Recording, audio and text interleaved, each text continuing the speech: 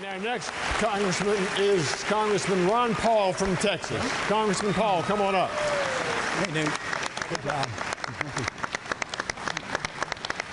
Congressman Ron Paul, ladies and gentlemen. Thank you.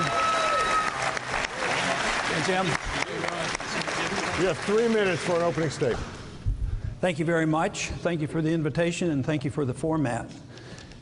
I understand that we were supposed to address the subject of first principles.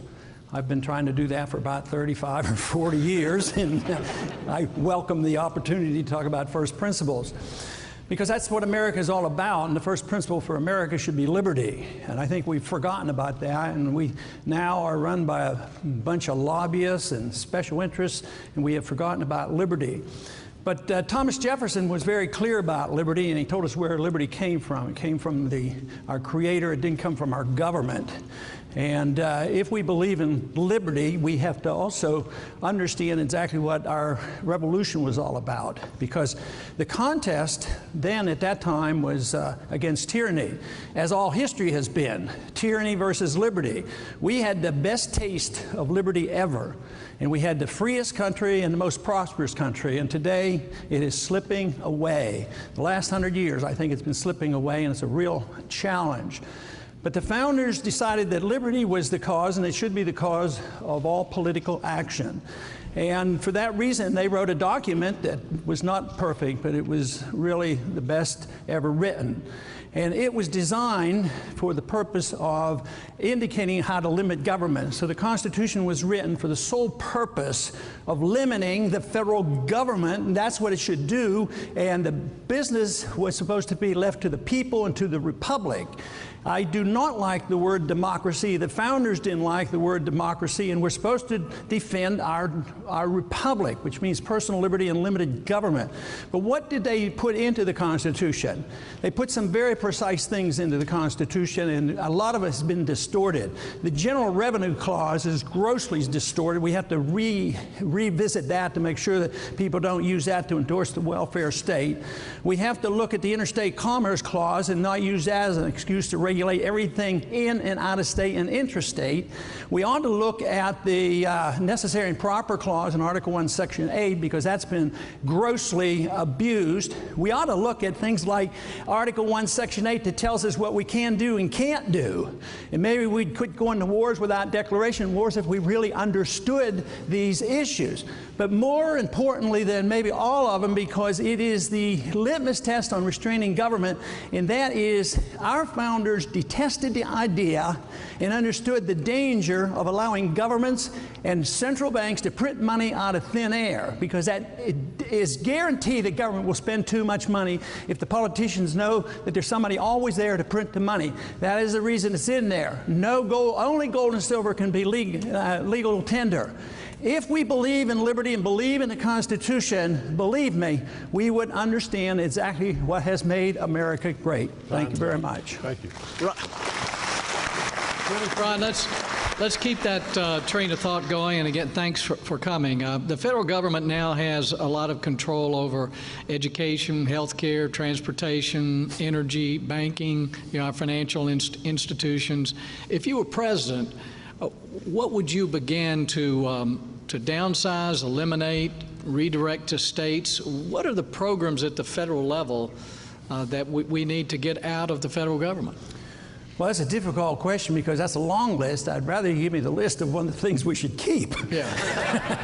That would be a short list. Well, let's flip it around then. What should the federal government be doing? Well, we should have a system of sound money and property rights and contracts. We should have a judicial system. We should have a government and a defense of this country. That was not meant to be for the states, but not a heck of a lot else. We weren't supposed to have 100,000 federal bureaucrats who carry guns. People are supposed to carry the guns, not the bureaucrats. So, no, I think everything should be up for grabs, and it should be grossly reduced. And both parties have added departments endlessly for the last 5, 6, 7 decades. And that's why freedom is not the issue anymore. It's tyranny, it's big government, and we're trying to struggle to hang on to this. But I think we're in a desperate state of affairs because it's slipping by, and with the economy in shambles like like we have today, I think we're in much bigger trouble than a lot of people realize. You mentioned the Federal Reserve. And you know, you and I have worked on the idea of an audit. It's bringing out a few things that we didn't know. They apparently are printing a lot of money, buying our own debt. What is the solution with the Federal Reserve? Do we need to return to a gold standard? You talk a lot about sound money. Exactly what would you do as president? Well, the president has a limit to what he can do because the Federal Reserve was created by the Congress. Right. It could be restrained by the Congress. It could be eliminated by the Congress. But the most important thing is for the people to understand the business cycle. Who causes the business cycle and how do we get into recessions and depression? And that has to do with the Federal Reserve. So you can't wave a wand and get Federal Reserve. Even I, who have written about and talked about the Federal Reserve, I don't say close the Federal Reserve down in one day. But I would like to at least see competition. Why can't we legalize the Constitution on money? Competing currency, let gold and silver be used for legal tender. Today, if you use gold and silver, you can go to prison. And the counterfeiters are over there at the Federal Reserve. So what we need, and you join me and Steve as well on auditing the Fed is very important. I mean, what we found out, even though we didn't get the audit, we passed it in the House but not in the Senate, but what we got in the audit was that we found out in the bailout, the Fed was involved with $15 trillion passing out to their buddies, 1/3 of it going to foreign banks. I mean, this is such an outrage. It's bigger than the Congress itself. So it has to be reined in. And at certain period of times in our history, Jefferson got rid of a central bank, Jackson got rid of a central bank. And when the issues of money goes before the people, they always vote for sound money because it makes sense to say, why should the politicians be able to spend at will and then just print money when they need it? And then they wonder why we get into trouble. So yes, we have to take the Fed on because it does cause the business cycle. If you want to understand recessions and depression, you have to understand the Federal Reserve System. Ron, as you know, the president's going to call us all in this Thursday and give us another speech on creating jobs. What would be your jobs plan? Well, what you need to do is repeal about 70 years of bad economic policy, which isn't all that easy because we follow Keynesian economics, and Keynesian economics teaches that you need to spend more money. No matter how much debt the people are in debt and the government's in debt, they advocate just more spending. So you have to reverse that concept. No, we have to do a lot. We have to repatriate our capital. When you have a weak currency, capital leaves our country. So we've been issuing the reserve currency of the world, so our dollars go out and buy goods and services, so our jobs go with it. So you have to change that. So it's a monetary issue. But you also have to look at the tax code. You have to, you know, everybody's talking about cutting a little bit on the capital gains. I want to get rid of the capital gains tax and get rid of the income tax, shrink the size of government. Believe me, you would have the jobs then. But of course, it's not going to be easy because half the people in this country, they sort of like receiving your money, and they're not going to go away easily. But what it's going to lead to is the destruction of our currency and the bankruptcy of the country, and that's going to be much worse than somebody withstanding a cut. But you have to change that. You have to change the regulatory code, the tax code, the monetary system, and really, I believe you have to change the foreign policy because that's a drain. All great nations fail because they spread themselves too widely around the world, and we've done it as well. Well, let's take the last minute and just give us your perspective of foreign policy, what needs to be changed. Well, I would take the advice of the founders, and I would take the advice of George Bush when he ran in the year 2000. No nation building. You know, don't be the policeman of the world. He was highly critical of Clinton. So I would say that we should have a foreign policy of staying out of entangling alliances. I mean, why should we cheer on the entangling alliance of NATO and the United Nations? Here look at the mess we're in Libya today. So I would say we should be out of all those international organizations. We should defend this country, but it would mean bringing our troops home. Yeah! let the troops come home and spend their money here. Now, that would be a monetary injection I could support. But no, we're subsidizing the welfare state of Germany by paying for their defense, and Japan as well as South Korea. Representative King. Thank you, Ron. I'd like to shift just a little bit and pick up on something I've been anticipating that Jim DeMint would ask, and that would be, I know you're on the record, balanced budget amendment. What conditions would you support in a balanced budget amendment? Well, I don't want any chance that they would raise taxes to balance the budget. So, and I support the general concept of a balanced budget amendment, but I emphasize the spending side of the equation. That we have to cut the concept of government, the appetite for big government. But, and again, the balanced budget amendment, we should do it. Jefferson wanted to have it. They rejected him. But if you don't deal with the Fed spending more money than we spend, it doesn't accomplish anything. They, spent trillions of dollars more, so we have to deal with that whole concept. There's going to be a vote on a balanced budget amendment, at least we anticipate, and that balanced budget amendment is not defined in the bill that sets up the super committee. And so there is a balanced budget amendment that's on the calendar of the House that caps it at 18% of GDP, requires a supermajority to waive the balance, to raise taxes, or to, raise taxes or to waive the balance. Would you support a constitutional amendment that put those conditions in it? Assuming you think that's a restriction, a good restriction. Yes. Yeah, I would lean toward doing that, but I don't think there's enough restrictions on there because I think there's a fallacy in our GDP. Because if we rebuild a lot of buildings because we have hurricanes, the GDP goes up. So the GDP is not a good measurement of economic growth. But no, I would certainly, most likely I would support that, but I don't like the GDP approach because it's a deceptive economic term. Robert Rector of the Heritage Foundation released a study a year and a half or so ago that identified 72 different means-tested federal welfare programs, 72. And I'm pretty confident no one could list them from memory nor describe how they work. How would you address this welfare state that America has become? Well, it's going to be difficult unless we change the attitude of the people, because we're living now with a third or fourth generation that have been taught that entitlements are rights. And liberty and rights don't have anything to do with entitlements. Entitlements means that you can take somebody else's money, and the government's there to redistribute it. So you can't do it. You have to do, waste, fraud, and abuse. We have to do whatever we can, but that's not it. It's the philosophy of the entitlement system. But every time, so often when we think about the entitlement, generally we think about, somebody's going to get food stamps. Well, let me tell you, the big entitlements goes to big corporations. That's where that's where a lot of the money goes. You have to look at everybody who gets a check. And a lot of corporations get special benefits and checks, so that whole idea of redistribution of wealth has to be challenged. But any program that you can, chisel away at, I think you have to do it.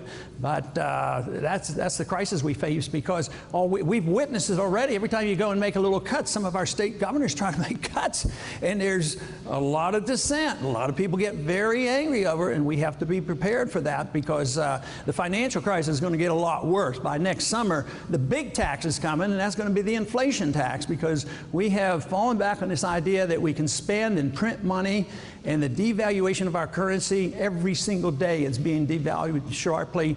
And if you look at its relationship to gold, you realize how big of the trouble is that we're facing. I just concede to your points on currency and the Fed, and go to the welfare state of this again.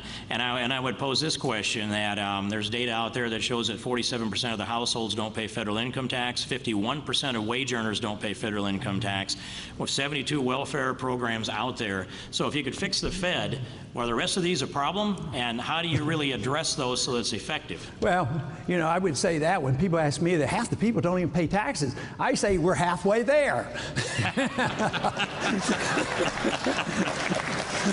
But no, I know you don't want me to talk about the Fed, but it's the Fed that causes the deficits and the entitlement, because we don't have to tax people, we don't have to borrow the money. Everybody knows that if Congress runs up these debts, The Fed is the lender of last resort. They're the creator of the money of last resort. So you can't address entitlements unless you look at the monetary system. Okay, well, all right, I want to go another step in this. The global reach component of this, as you were finishing up when Jim was talking, that what's the globe look like if you start bringing back American troops? You pull them out of Germany, out of Japan, out of Korea. Is there any place out there that you would have forces outside the territory of the United States? No, I'd bring them all home. I'd bring them home. Would you then project power into any part of the world with the Navy? No, power. You want to have the facility to defend our country, but we're less able to defend ourselves right now because the number one threat to us now is terrorist attacks. And you know, before 2003, when we went into Iraq, on the average there were 3 suicide attacks per year. By 2007, there were 700 per year. So the attacks have grown by leaps and bounds because of the very presence that we have overseas. The troops are over there because of miscalculation, and the miscalculation is the fact that we've never asked, as a country, what was the motivation of 9/11.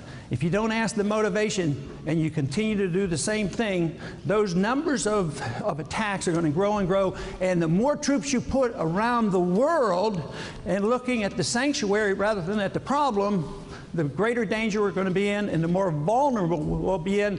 And besides, we're bankrupt. We can't afford it anymore. So I would bring the troops home. It would be a big boom to the economy. I believe we would have a stronger national defense, not a weaker national defense. Mr. George. Congressman Paul, thanks for being with us today.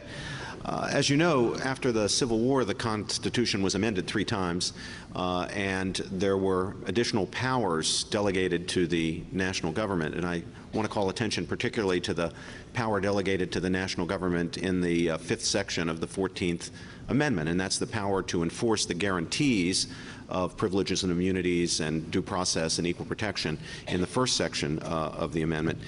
Now, I know that you have a strong and consistent pro-life voting record in the Congress. You believe in the inherent and equal dignity of all members of the human family, including the child in the womb. So I'm wondering whether, in view of those delegated powers, you would, as President, propose to Congress appropriate legislation pursuant to the 14th Amendment to protect life in all stages and conditions, or do you believe that you would have to wait for the Supreme Court to reverse itself in Roe versus Wade before you could do that? No, I wouldn't wait for a constitutional amendment. I wouldn't wait for Roe versus Wade to be reversed, but I would, remove the jurisdiction from the federal court so the states could immediately do what they want, and we wouldn't have wasted the last 10 years trying to stop the abortion.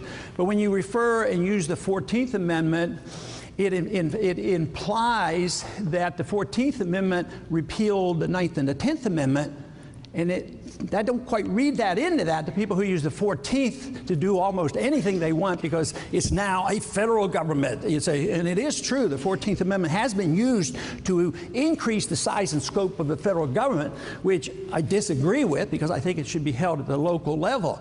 But in no way should you interpret the 14th Amendment as repealing the 10th Amendment in particular.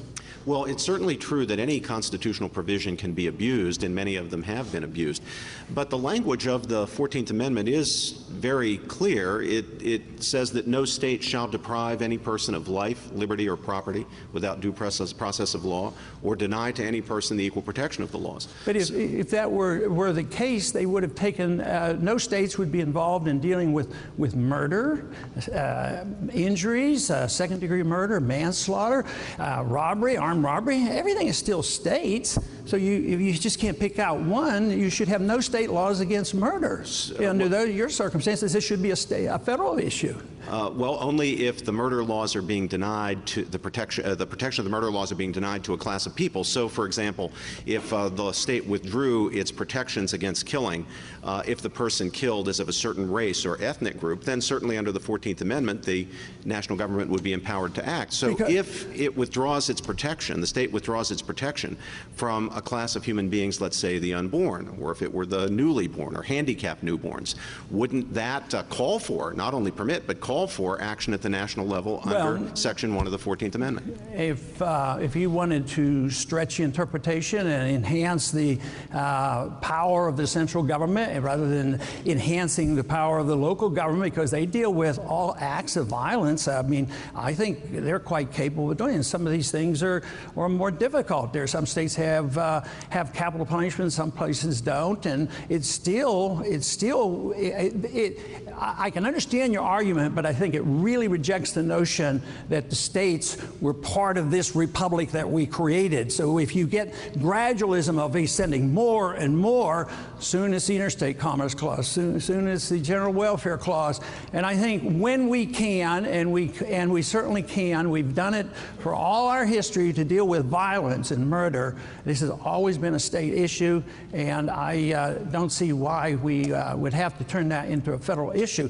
Matter of fact, the founders never even thought we should have, a federal police force, but we do. We have a federal police force, and you're sort of asking for more policemen, at the federal level, and I don't understand why we've met so much resistance on returning the jurisdiction or removing the jurisdiction from the federal courts. If we have done that 10 years ago, you'd say millions and millions of abortions being done because the states could have prohibited it right away. You could have done it with a majority vote with the president signing it. You wouldn't have had to wait for the Constitution to be changed. You wouldn't have to wait for Roe versus Wade to be repealed by the courts. Well, Congressman Paul, if I can shift to another issue.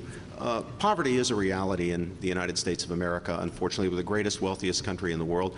We know that past well-intentioned efforts, especially at the federal level, to fight poverty with big bureaucratized government-run programs have not been effective. Often they've done more harm than good. But does that mean that there is no role for the national government in fighting poverty, or do you see some role that the national government would play? If not, should this be a state issue, or is this an issue simply for private charity? What's your view? Obviously, it should be a state issue. It shouldn't be a federal issue because you even admitted it doesn't work very well. So no, it should be a state issue, but it has a responsibility. If you understand the economic environment that is necessary that the federal government can create, sound money, don't over-regulate, don't overtax, don't run up deficits. That's the environment that the federal government creates, destroys the job. That whole system of taxation and monetary policy sends our jobs overseas. So yes, they have a responsibility, but to say, well, all right, yes, there's only a few people who need our help, so we're going to give food stamps for the very needy. Well, what happens is you give food stamp for the very wealthy, and you endorse that principle 100%. We're running out of time, but is time up? I'm very sorry, David. Yes, thank you, Congressman. Congressman. Thank you very much. Congressman Ron Paul. Thank you.